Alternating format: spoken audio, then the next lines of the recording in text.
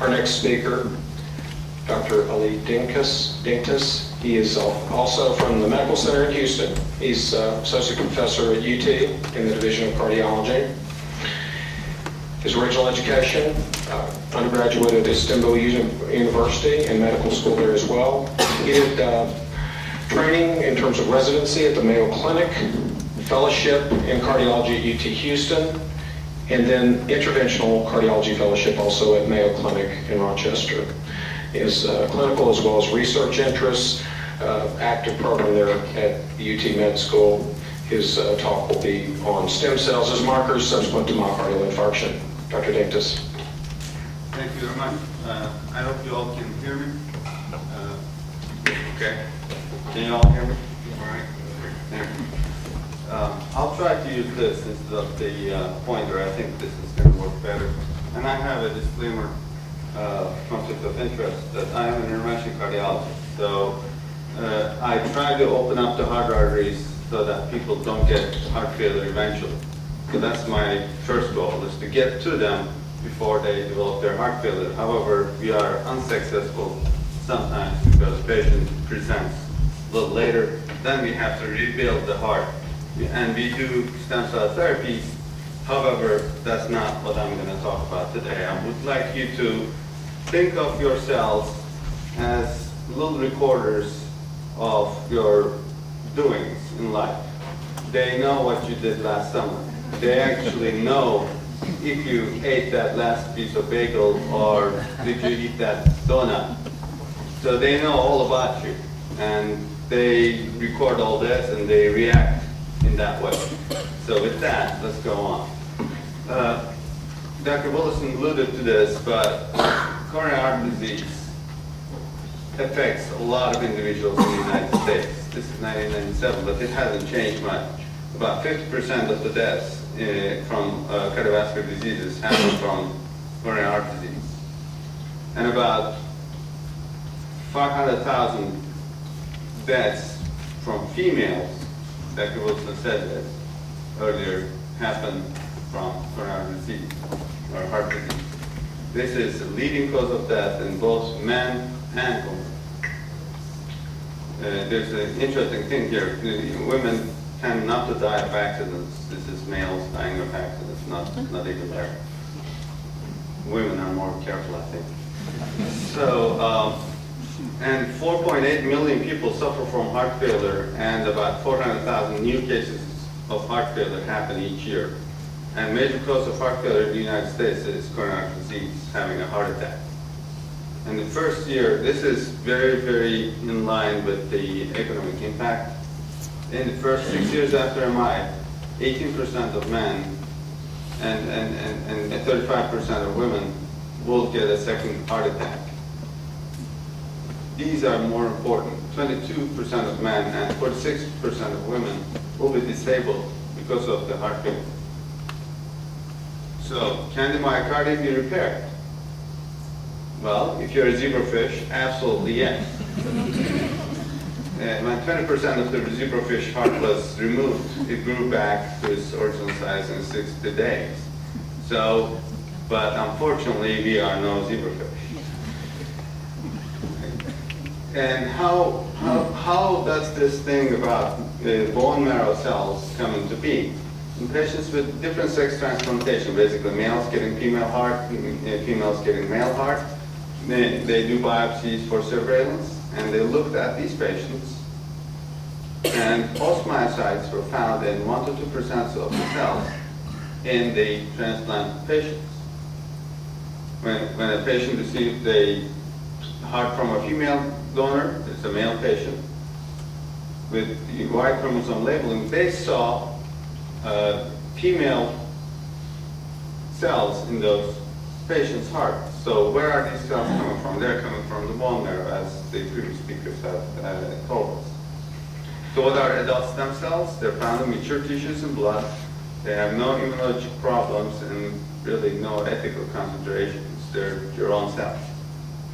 And I will talk more about EPCs. They're the circulating progenitor cells, endothelial progenitor cells that come out of bone marrow and circulate in your bloodstream and repair the endothelial damage that happens. That is the precursor of disease in my field of work.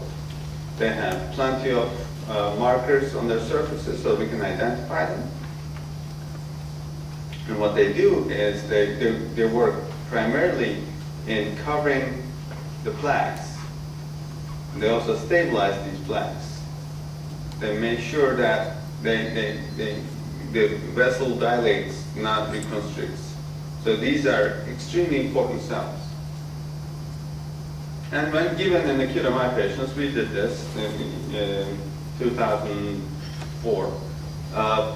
When given to patients with heart attacks, it actually improves their heart function and the infarct area decreases. And I remember to this day, the first patient we did, who was a 55-year-old woman who presented to the hospital a day after her heart attack, unfortunately, and had a tremendously damaged heart.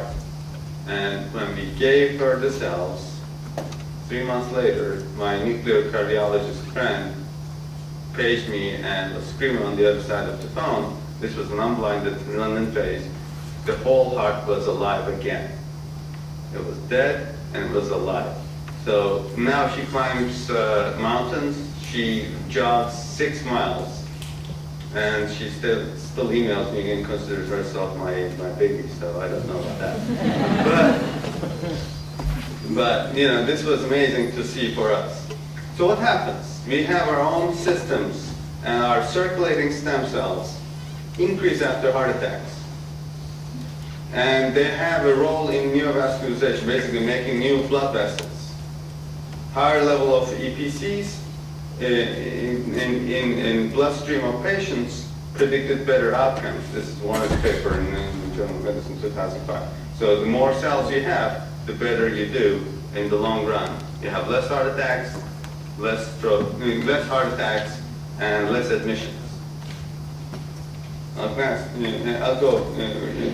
There's one factor here that is very, very.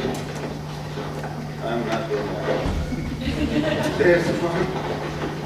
I better leave this. There's one factor that is extremely important in the number of cells in your body, and that is diabetes. As seen in this study, patients who had diabetes had less EPCs. And these are circulating progenitors, these are inactive progenitors. Both of them are less in patients who have diabetes. So diabetes impairs your ability, A, to increase your cells after heart attack, we'll see in a little later. And you also have a baseline lower number of endothelial cells in your bloodstream. Not only diabetes, other risk factors also affect the number of stem cells in your body. As I said, your stem cells know what you did earlier. If you have many risk factors, if you have hypertension, if you have diabetes, if you have smoking, so the more risk factors you have, the less stem cells you have. This is the Vassar's paper with only 45 patients. However, it is very, very important. It put down the foundation for the risk factors and stem cell numbers. The more risk factors you have, the less stem cells you have. And smoking here is the most important factor in decreasing the circulating EPCs. Actually, smoking is the worst risk factor for you to have a heart attack to 20. So the more risk factors you have, the less number of stem cells you have. That's exactly why your stem cells know exactly what you did. Did you smoke that last cigar or not? They know, they remember, and they come back to hunt you if you have a heart attack too. So here's what happens. If these are patients, like this is a German group who did this study after we've done ours, actually, but they published before us, so I give them credit. The patients with coronary disease and no diabetes, when they have their heart attacks, their stem cell numbers increase. These are CD133s, these are early stem numbers. Their numbers increase. All right, so maybe 4-fold increase. And if you're diabetic, this is what happens. You do not increase your number.